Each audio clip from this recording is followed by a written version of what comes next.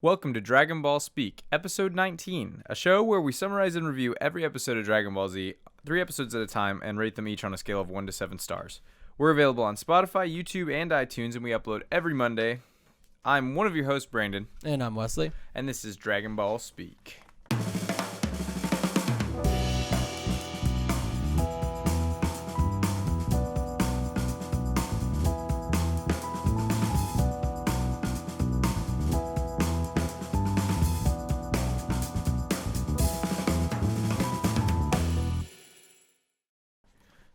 Starting with episode 55 of Dragon Ball Z, Piccolo versus everyone. Man, there was about 2 minutes of this episode that was good, and the other 18 were bad. These 3 episodes were like the most like middling episodes I gave them all the same score. Oh, really? Then I thought the next 2 got better. There were so many parts of each episode where I was like so bored. I just wanted to like go to sleep or something. Yeah. No, that's without a doubt. We'll get there. Yeah, this trio of episodes I was very excited to get through. It's because for some reason they decided to, in this 3 episodes, do a mini arc where Goku is stuck upside down. I literally wrote doing sit-ups. This stuck upside down mini arc is stupid. Yeah, really? Yeah, it's stupid. I don't know what. All right, so before we get into how terrible it is. Yeah, we haven't even gotten there yet. It opens with Goku's doing the upside down sit-ups hanging from the ceiling, and dude, any scene with him in these 3 episodes is like freakishly well animated.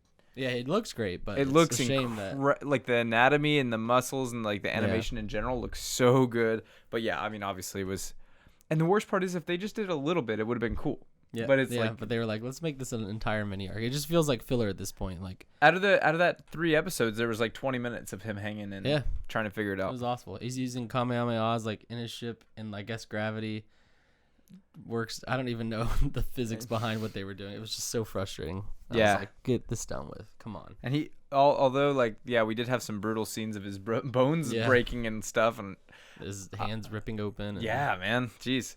But anyways, episode 55 of Dragon Ball Z, Piccolo versus everyone.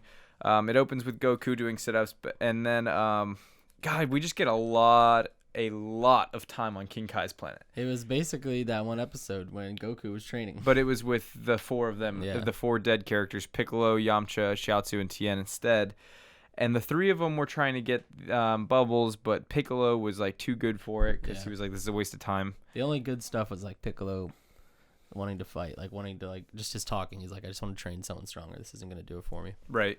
But yeah, God, it was and dude, they brought out Gregory again, and I was like, no. Oh my God, I know. As soon as he rolled up, I was so sad. And King Kai is one of those characters that I can only handle in extremely small doses because he's good. He's useful in small doses if he's written the way he's supposed to be. Yeah. But in this context, it is awful, man. So we get a lot of that, and the animation's fine, and like the character, like the jokes are fine. I suppose. Yeah, like whatever, but it really just feels like a waste of my time. The second half of the episode I liked a lot more, but the first half was just straight up that one episode where Goku trained, like the same exact thing. Right, and it's especially frustrating because this like Vegeta stuff is happening. Yeah. That is so interesting while this is happening, and so you're just like, I just want to cut back to what he's doing, right?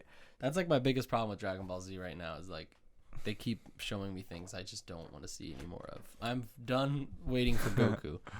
Don't show me Goku again until he's on Namek, damn it. I'm over it. It's been, I think, like 10 episodes of us waiting for him. Since the start. The thing is, like, it doesn't matter that we're waiting for him because the stuff happening on Namek is so interesting. Yeah. I just don't want to keep cutting back to him doing. Right. If they would if they would relax, like, do it here and there to remind us that he's on his way. Exactly, yeah. Like, for short doses, but do not commit 20 episodes. They should 20 just do minutes it the same way they did Vegeta and Nappa coming. Like every now and then they would show them in their pods, and even that was a little too much. Yeah, but it's a lot less than what we got now. Yeah, so we've been waiting for Goku to arrive. We've known that he was on his way since I think. Okay, so it hasn't been 10 episodes. It's been like 6 episodes. No, it's been almost 10 episodes. I was about to say, I don't know, like 8 episodes. I don't know. But regardless, I wouldn't care about that because that's whatever. Because there's so much interesting narrative happening on the planet anyway that I don't need Goku right now. You know what I mean? Yep. But regardless, and this Vegeta stuff. So he busts out of the Bacta tank towards the end as the the alien guys like healing him up. Yeah. And what does Zarbon say before that? He's basically just saying the same stuff. He's like, I have to.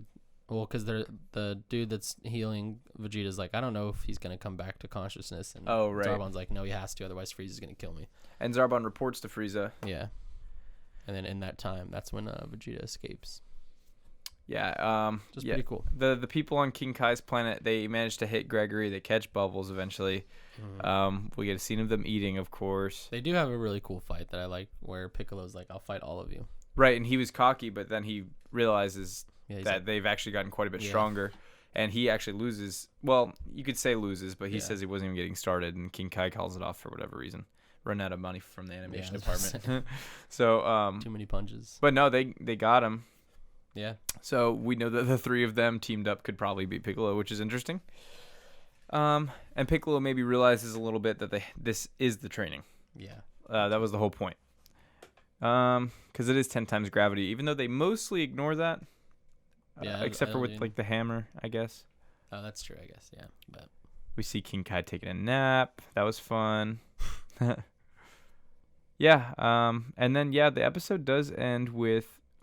So Vegeta busts out of his tank, kills the guy by squishing his head with his foot, and then he blasts a hole in the wall, which makes Zarbon and Frieza think that he escaped through the hole, but he actually hid elsewhere. Back, right? Yeah, in the inside of the ship. So he's like watching him. I love like seeing his strategies unfold because he's so smart and tactical, and these people are not as smart as him. It seems, at least so far.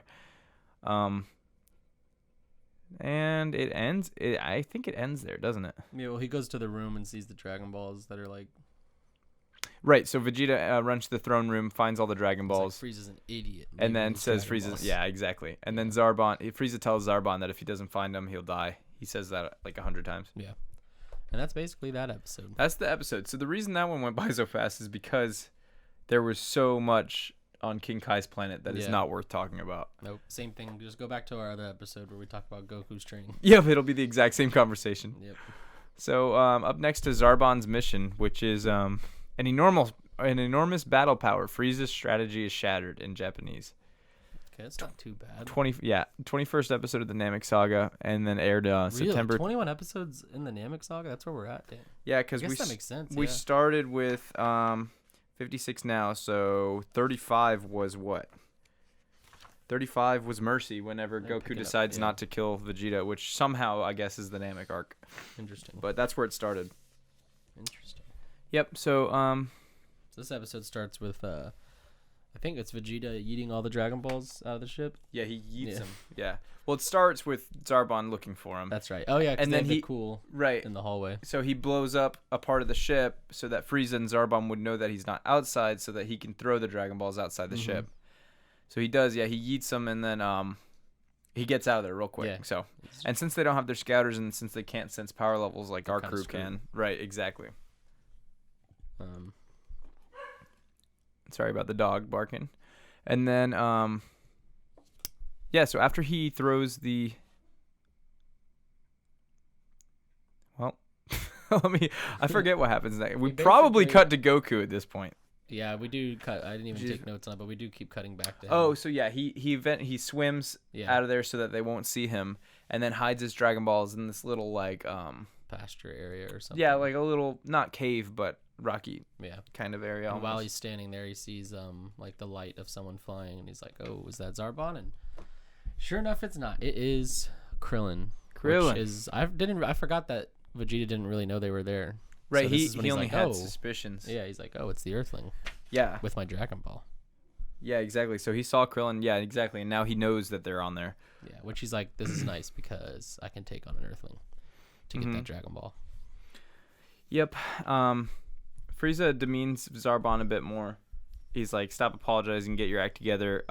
You're not worthy, all this stuff unless you find Vegeta." So, in the meantime, Gohan pinpoints the location of the Dragon Ball using the Dragon Radar in that one Namekian village. So he lands there, he sees all these dead bodies, and he's bummed out, and he ends up actually digging graves for each of them. Yeah, it's pretty cool. Which I think is cool. That's really honorable. Right, it's an accurate representation of like his nature. because he's just such a good-natured character. And then he goes and grabs the one Dragon Ball that's in the water.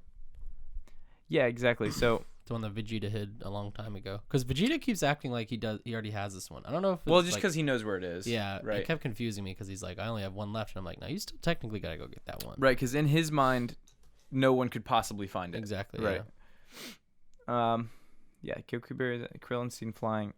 Okay, so as soon as Vegeta actually starts chasing Krillin, Zarbon is looking for Vegeta and notices Krillin and then Vegeta. Yeah. As a stroke of luck on his part.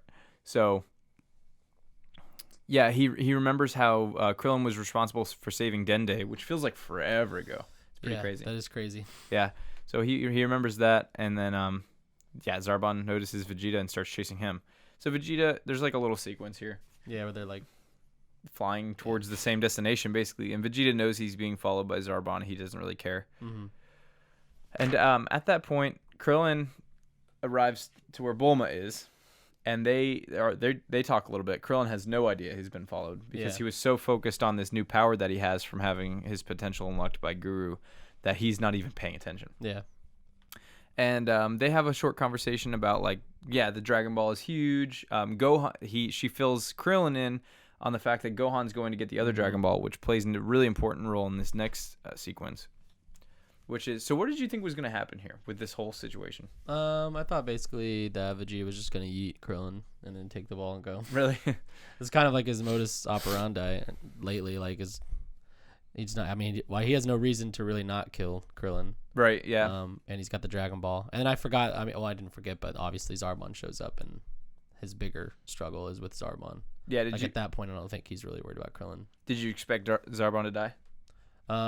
No, Really? not like immediately. I guess I didn't think it was gonna happen right there, because he was talking to Vegeta right before, like when Vegeta was setting up the kill. He's like, let me help you. I'll be on your team. Blah blah blah. And I thought Vegeta would like that because he does like having people under him. But nope, not anymore. no, there's no goodbye. Yeah, he did. And we get this like short flash whenever they're fighting where I almost expected Zarbon to like change sides before they fought because he's like remembering like how Frieza talked to him and they stuff. kind of build that up. Like Frieza keeps talking to him like he's an ass, or talking like an asshole to him, and yeah, but I guess it's like to show like that's his motivation is like to redeem himself, his master. Exactly, right. So yeah, I think he actually dies in the next episode, but that's fine. And the rest of this episode I think is just Goku. Right. So at this point, Vegeta's talking with Krillin and Bulma. Bulma, we have this actually really funny gag where Bulma thinks that Zarbon is handsome. And like she's like, "You're here to save me," and it's like, "Come on, Bulma, don't be stupid." Right? Yeah, exactly. No one's here to save you. You don't even know this dude. Yeah, exactly. He's dressed like your enemy. He's also green. Yeah. So that's the episode. We get we skipped over a little bit. Goku is hanging upside down doing the sit-ups. Training at 50, trying to hit 10,000. No, it turns out that it's at 100 Gs because of a magnetic storm that he's going through in space, and the ship is like, and he's stuck. He's basically stuck upside down. And we do get, God, dude, it was just so well animated. Like, where he's like, just keeps panning up over his body, and he's like just shredded. And like every time, like his face and his hair was like responding to the gravity, and like you could really, and the voice acting came through where like it seemed like a struggle. The problem is that it wasn't interesting at all. We're literally watching a dude try to do a sit up so he can get out of. I know, gravity. And it's just so much, man. So we learned that it's at 100 G. Yeah, I think this is where he attempts the Kamehameha to break the chain. Which and is it's like super it can't fight the gravity, I guess. Yeah. Well, he does like a mini one. But sure. Even still, like he can control how big it is. Yeah. But regardless, it's just so stupid, and they keep using this really dramatic music and stuff, and it's like they're really acting. I mean, this is really a mini arc. Like they're really committed to this. And like, it's bro, just like, my favorite. What about the sit-up saga? Is my favorite saga in Dragon Ball Z. It could be its own saga. Yeah. Yep. It's so important for some reason to this little whatever. Yeah. So we cut to Gohan the Hunted. Next episode, 57. Which Gohan is barely in, I'll admit. And he's also not hunted in it. Yeah, I don't know. It was like not a correct title. No, not at all. It's basically the ending of the sit-up saga and Vegeta versus Zarbon. And like I feel like it was the first half of this episode was the Goku stuff reaching its conclusion. So it became he's barely surviving. It's the most intense gravity he's ever experienced. Oolong and Puar and Brief are trying to help him, and they're kind of panicking, and he's like spinning around. I really don't know how else to describe this situation, but literally just imagine watching someone try to do a sit-up from hanging upside down for 20 minutes, and then at the end, and then he starts spinning like this, and what is that even? And then he does Kaioken. Yeah. And then the chain breaks. But I don't know why the chain broke. And then you're like, oh, it's over. And it's like, oh, no. Now he's going to crawl and get the button. Well, all of his bones are broken, literally, which is actually kind of sick. Yeah. And then he manages to press the button, and then he eats a senzu bean. And then it's so lightweight now that he's like doing acrobats, basically. Yeah, he's doing like acrobatics. Weird flips and stuff. And yeah. And that's the end of the sit-up saga. So, I mean, I didn't really think he would pull through. Or pull up through, but he did it, and it was sick. Nice. So, more importantly, it's what sucks is like this Zarbon and Vegeta stuff should have taken about 10 to 15 minutes of intense, like high energy pacing, but instead it's interrupted so often that it kind of ruins this like really cool sequence. Yeah, no, I mean it would be a cool fight if we didn't have to cut back to. Yeah, the sit-up stuff. Yeah, and compared to but even the previous saga, it is a lot better throughout, I think. Oh, yeah, for sure. Like, they're better about the filler and not cutting away so much, but it's still... It's just this particular sit-up thing is, like, so stupid. Right, yeah, exactly. But, yes, Zarbon goes ugly mode again, and he tells Vegeta, like, no one else has seen that a second time. So I guess implying that he usually kills his enemies. Definitely. And they have a really cool fight. Yeah, it was pretty cool. Bulma is, charmed by Zarbon until he goes sicko mode. And then Zarbon notices that Krillin's holding another Dragon Ball and thinks that Vegeta joined forces with the Earthlings. And Vegeta's really not even giving him the time of day. He's not explaining anything. Nope. He's just like basically laughing at him, like knowing that he's going to kill him. They fight. Zarbon tells Vegeta that he would kill him right then and there, but Frieza wants him to be brought back alive. And then, Vegeta calls Zarbon ugly a couple times, which he really don't like. No, don't do that. That's not nice. So we get like it's mostly hand to hand, and we get this, Vegeta keeps doing this move where he's blasting a lot. I don't know why he did it so many times, dodges. But Krillin and Bulma actually attempt to escape while they're fighting, but Vegeta is not letting it happen. He's paying too much attention for that to happen. That's pretty cool, actually, because I was like, oh, this is how Krillin escapes. And then Vegeta's like, nope. Where do you think you're going? Yep. Which is cool, because if they didn't show that, then it'd be annoying, because it would be like, why didn't Krillin and Bulma escape while they're fighting? So that's the important stuff to show. Yeah, so they're stuck. Eventually, Zarbon starts to realize that he's outclassed. Vegeta gets a few hits. Even when Vegeta takes a hit, it's not like a big deal, especially compared to last time. Exactly. Vegeta keeps saying like, I'm stronger than last time. So that's what they're really hammering in with this fight. And then Krillin actually references how Goku kind of was the same way all throughout their childhood. Was like every fight. If you remember, like Krillin and Goku were the same strength at one point. God, I don't know. I'm stuttering so much, but my brain's moving too fast. First started training with Roshi. So Krillin might be even a little stronger at that point. They do fight and Goku wins, but regardless, they were really similar. And then Goku just skyrockets out of his league from that point on, basically. Even though Krillin's managed to keep up and be useful for the most part, Goku versus Krillin would not happen today. It would just be instantly over. I know Krillin just got a big power up, so who knows? We really don't know the extent of that yet. But we do know that he's not as strong as Vegeta still. Although Vegeta might be stronger than Goku now. We don't know that either yet. Who knows? We don't know that yet either. Goku's been doing some mad sit-ups, so... Yeah, mad setups, exactly. Well, that's also, I know it's stupid, but Goku was on the brink of death, eating that senzu bean is while Vegeta was explaining to Zarbon that every time is saying, so they're showing that like he's pushing himself to the brink of death and coming back, which is also going to make him much stronger. But they just did it in a roundabout way. Mm-hmm. But we just know that that's part of their biology. So Eventually comes to the point where actually Gohan is we see Gohan a bit. Yeah, he's got the Dragon Ball. He's flying back. He's not really. I mean, there's anything. not much else to say there. Yeah. Oh, and I liked this move where while Vegeta and Zarbon were fighting, Vegeta hits the ground, grabs some dirt, and then jumps back up, and then throws it in his eyes from behind, and then gives him a punch. Yeah, to land back. a punch. Yeah, right in his back, broke through the armor. Yep, just rips it. Yep, love that. So he's such a strategist. Mm-hmm. Yeah, Zarbon's super damaged. He's very clearly not winning this fight, and then Goku eats a senzu bean. We can skip that part. But yeah, it gets to the point where Vegeta punches Zarbon in the tum-tum. He's got him through the armor, through his skin. The blood's dripping out. Yeah, and then he's holding him with his fist in his chest, I guess. And then Zarbon's trying to he does start begging for his life. And exactly. Oh, do I hear you begging for life? Which is funny because 5 minutes ago he wouldn't do it. Yeah. And then I don't think he said the move or anything. What it is, just some a blast. kind of blast. Yep. Which makes Zarbon fly off. I mean, I assume he's dead. I hope he's dead. But his body's still intact. I think it's safe to say that he's dead. Yeah. He's got a hole. He's got a big hole. That's true. It's a big hole. That's a very large hole. But anyway, so yeah, Vegeta wins the fight. Krillin's intimidated into handing over the Dragon Ball, but I feel like the only reason he did that was because he knows that Gohan's getting the other one. Yeah. So he knows that Vegeta doesn't have the other 6. Mm-hmm. So he's able to do that with otherwise he may have stood his ground a little more, but he threatens Bulma's life. Vegeta does.